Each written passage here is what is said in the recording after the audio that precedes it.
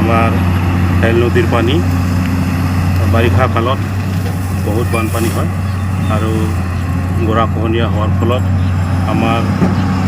আমাৰ ফালে নদীটো গৈছে আৰু বানপানী হ'লে বহুত পানী আমাৰ এইফালে যায় আৰু বহুত বানপানী হয় আৰু বানপানী দি আমাৰ বহুত ক্ষতিকাৰক হয়।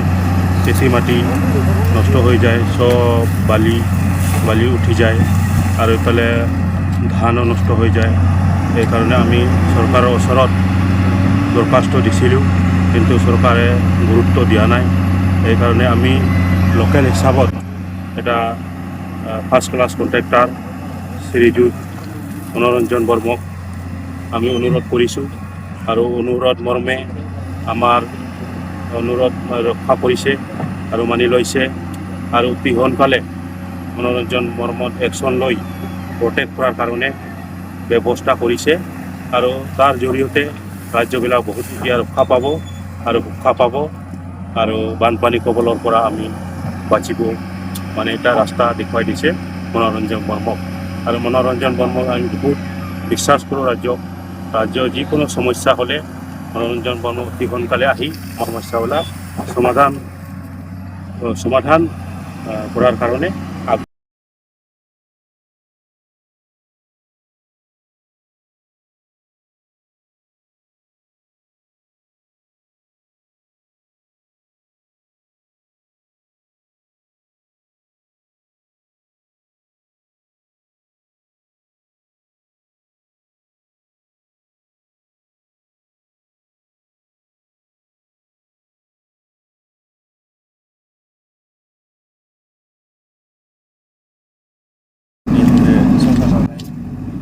ओनसोलाव समस्या बेनो गिबियाव आङो जोंनि गामिखौ आङो सिनायथि होग्रोसै।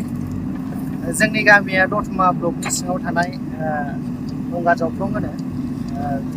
बे गामिया गोदोनिफ्रायनो लङा दैसाजों गोबां जेंनाजों भुगिबोनांनो गोनां जादों। बे लङा दैसाजों जोंनि बे गामियाव रायजो जानाय गोबां न'खरफोरा दिनैसिम हा खुरखा लांजाबाय आरो गोबां न'खरफोरा बिदिनो हा खुरखा जानानै गामियाव न' लुथावथाव हा गैयिनि थाखाय गुबुन गामियाव खारलांनानै दिनै गामियाव माने न'खरनि जे संख्या बेयो खमायलांबाय आरो रायजो जानायाव थोजासे हा हु थानांगौमोन।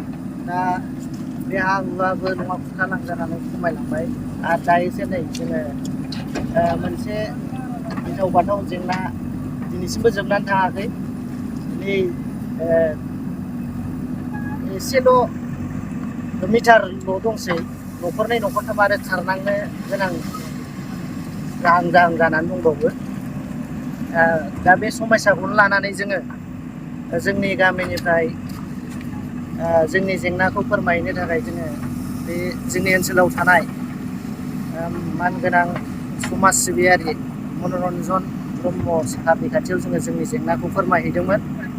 जोंनि जेंनाखौ फोरमायनायाव साराबो जेबो अजद होआलासे जोंनि जेंनाखौ बुजिनानै सारा जोंनो JCBनि गंसे मदद हरनानै आरो एसे बे खामानि मावनायाव साहा पानि रायजोनि साहा लोंनो थाखाय एसे राङारि मदद हरदों। दा बेखिनि खामानिखौ जोङो जे सारा मावनानै होबाय बेनि थाखाय सारनिसिम रोजा रोजा साबायखर। दा जोङो आसा खालामदों लङाया बोहैयोबा दान्दिसे जोङो जोंनि गामिया रैखाथि मोनथ'गोन। नाथायबा बेखिनिजों जोंनि गामिया थोजासे फुल रैखाथि मोननाय नङा। दा बेनिखायनो सरकारनि खाथियाव आर'ज, जाहाथे जोंनि बे गामिखौ पारमानेन्टलि सेभ खालामनो थाखाय मोनसे सरकारा राहा लायो। सरकारनिसिम गुरैयै आर'ज गाबनाय थाबाय। दा सारा दिनै सरकारनि मानसि नङाब्लाबो जोंनि जे आर'ज गाबहैनायाव जोंनि खोथाखौ खोनासंनानै खामानिखौ मावफैबाय। सारनि थाखायबो माब्लाबानि समाव रायजोआरि हिसाबै जोंनि रायजोखौ जुदि मददनि थाखाय बुङोब्ला जोंबो सारनो मदद बेखौ जोङो रायजोनिफ्राय जोङो होगोन बेखिनिखौनो आं मिथिनाय जाबाय। नोंथांमोननि गामिजों लोगोसे दब्लायसे गामियाबो जोंनिया दैसाजों भुगिनाङो। ओरैनोथ' लङाजों भुगिनांनाया जोंनि खाथियाव बे सारागुरि गामियाबो गोबां खुरखानानै बिदिनो माबा न'फोर खुरखानानै खारलांनांबाय आरो आबाद फोथारफ्रा नस्थ' जाबाय आरो ओरैहाय बगमा गामि बेखिनि गामिया लङाजों एकदम गोबां एफेक्ट जाबाय आरो ओरै सिगाङाव नायोबा सिगाङावबो वेस्ट खालायगाव दङ बिथांमोनहाबो जासिबाय। दा जोङो बेवहाय दिनै मानो ज' जाफैदों बे जाहैबाय जोंनि बे सेरफांगुरि खाथिनि नाराबारि होननाय मोनसे जायगायाव जोंहा हेल दैमाया खुरनानै जोंनि ओरै खोलाहा थानाय खल'बारि कम्बिरगथु आमलाइगुरि अक्सिगुरि गसाइसिना गोजोनस्रि आरो ओरै दं जोंहा बुरिमुग शेखारबिल दुम्ब्रुगुरि एलेंमारि भुटियापारा ओजोंहाय उमानगर बिसिम बे दैया पाब्लिकनि थाखाय गोबांथार खहा खालामो।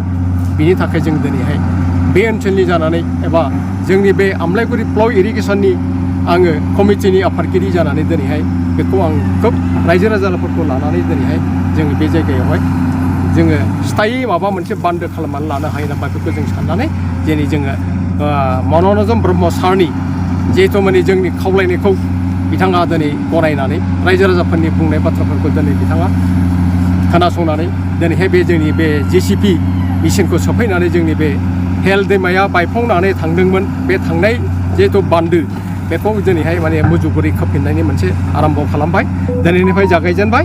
बिथाङा दिनैहाय मन'रन्जन ब्रह्मआ जोंनि थाखाय जोंनि पाब्लिकफोरखौ गोबांथार जों मदद हरबाय।